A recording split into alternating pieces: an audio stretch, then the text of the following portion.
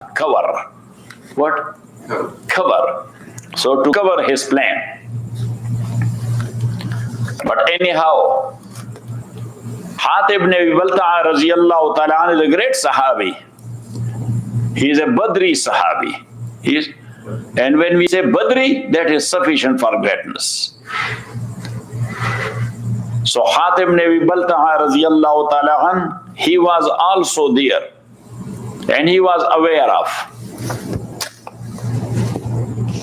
Now he was thinking that I was not from Mecca.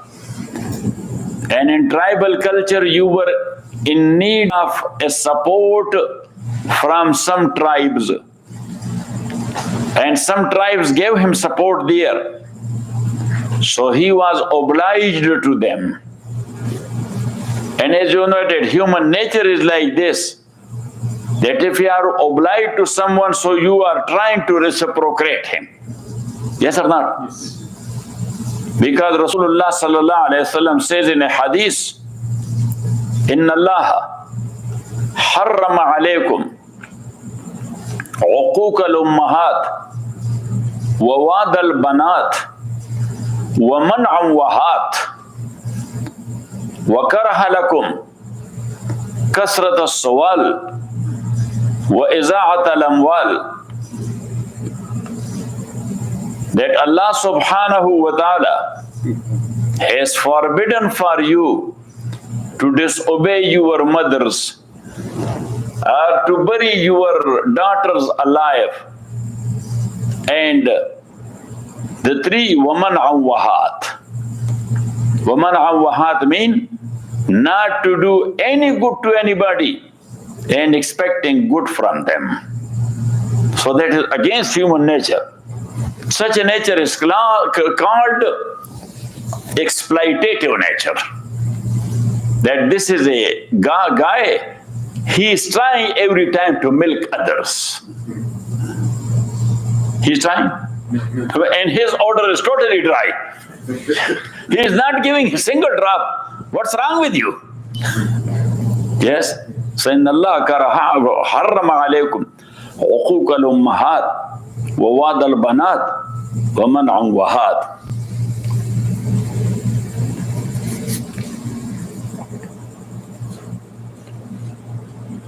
So Hatib radiyallahu ta'ala anhu, he was a man who had a living conscience. So he was said that this is the time if I can protect those people who were kind to me. So a lady who used to be the family servant of Banu Hashim, because poor ladies, they are working in different houses. Yes, washing their dishes or cooking their bread or something like that. And these people are doing some ihsan to her. Yes? Yeah. So she was doing that. When she came to know that now Rasulullah sallallahu alaihi wasallam is heading a state, so she came all the way from Mecca to Medina and asked Rasulullah sallallahu alaihi wasallam to help her. So Rasulullah sallallahu alaihi wasallam said, okay, you were doing the work of our family, Banu Hashim. So I will ask Banu Hashim. Even though he was head of the state, but he was not going her anything from the state treasure. So he asked Banu Hashim, his cousins and so on, that collect some money. That lady is here. And Rasulullah sallallahu alaihi wasallam gave it to her. She was leaving for Mecca. So Hatib ibn Abi Balta'a radiyallahu ta'ala an, he offered her some money to take one letter of him to such and such people. She said, okay. And he told her that this is secret, so you should keep it secret. So she was taking it. Rasulullah sallallahu alayhi wasallam, he was informed by Allah subhanahu wa ta'ala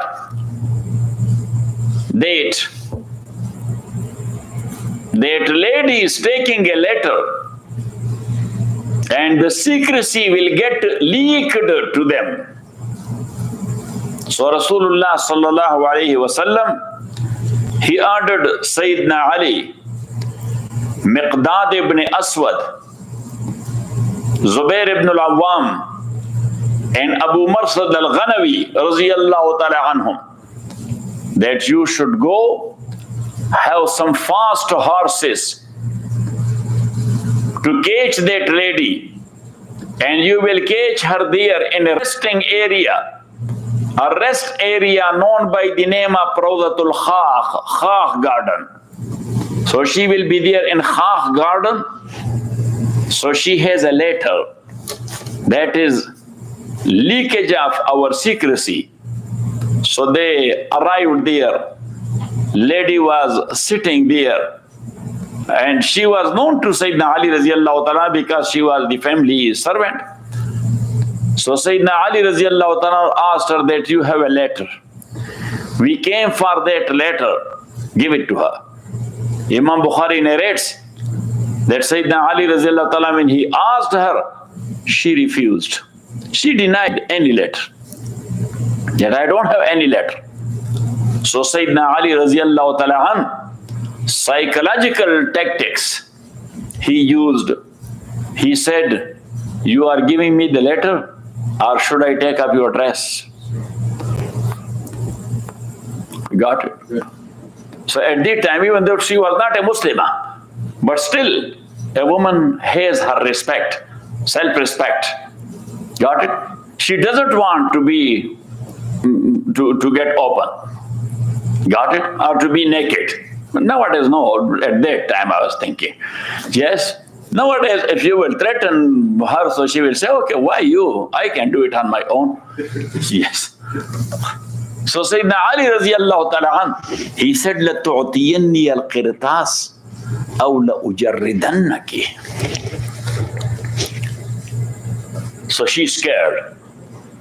And she had put it in the fold of her breads. Got it? Because that was written on a piece of skin, very thin skin, because at that time paper was not. People were using that. So she had, yes, and her bread. So she brought it out. The Sahaba Ridwanullahi alayhim ajma'in, they took it. Neither Ali opened it, nor other Sahabi asked him that, open it, what is this? Got it? The way they got it, they brought it to Rasulullah sallallahu alayhi wasallam. Rasulullah sallallahu alayhi wasallam, when he opened it, so the name was written, Min Hatib ibn Abi Balta'a. So Rasulullah sallallahu alayhi wasallam said, someone should go and call Hatib. So now Sahabi went, and he told Hatib, Rasulullah sallallahu alaihi wasallam is calling you. So he picked at the bottom line.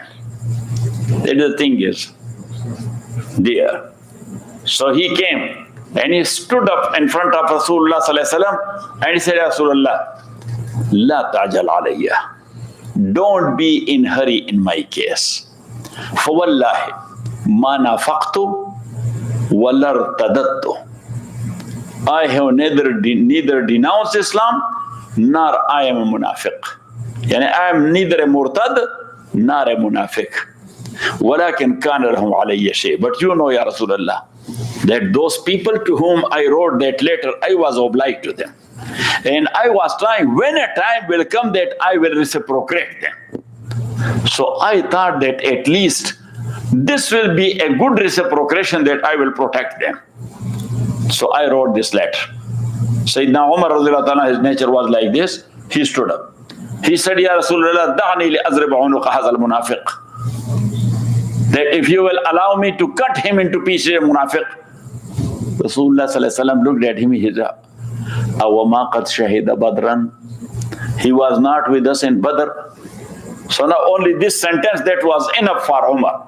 Oh, Sayyidina Umar, like you pour a big bucket of water on fire. Yes, he shrunk. And he said that I said, and I started astaghfirullah al-azim allazi la ilaha illa huwa al-hayyul qayyum wa atubu ilayh.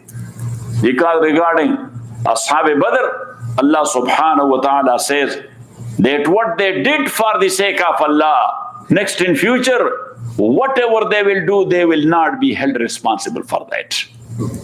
Because Allah subhanahu wa ta'ala has forgiven them. But anyhow, this was the ghaira of Sayyidina Umar radiyallahu ta'ala an. Got it? Yeah. The next chapter is Ghazwa Tabuk, which is called Ghazwatul Usra. That Ghazwa or battle which was in a time of very big hardship. And why it is so? Number one, the journey was very long, 1,000+ miles. The weather was very hot, scorching heat in deserts in June, July. The enemy was very powerful. The superpower of his time, Caesar of Rome. Caesar?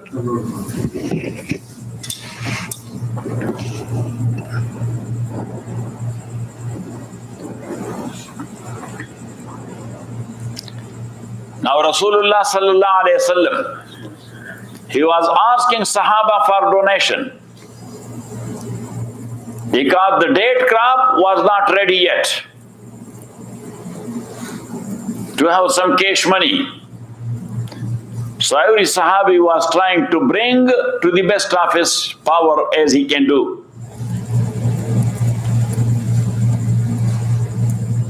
Sayyidina Abu Bakr radiyallahu ta'ala an, he brought all his wealth and put it in front of Rasulullah sallallahu alayhi wasallam. Sayyidina Umar says that on this occasion, I tried to supersede Abu Bakr in this good deed. So I divided all my belongings in 50-50. 50% I left at home and 50% I brought it to Rasulullah sallallahu alaihi wasallam. When Rasulullah sallallahu alaihi wasallam asked me that what you did, I told him I divided my property 50-50. So 50% I brought here and 50 for my family. And he said, I was waiting for Abu Bakr radiyallahu ta'ala that let me see what he does. So when he came, Rasulullah sallallahu alaihi wasallam asked him that, Abu Bakr, what you did? He said that all that which I found, I brought it here. So he said, and for your family, he said, Allahu yakfihim. Allah is enough for them. Allah will take care of them. So Umar radiyallahu ta'ala says, oh, neither Umar nor anybody else can supersede Abu Bakr in good deeds, in Isar and Qurbani. But anyhow, this was the Isar of Umar, that he brought 50% of his belongings to Rasulullah sallallahu alaihi wasallam for the sake of Allah. Wa sallallahu ta'ala ala khair khalqi Muhammad wa alihi.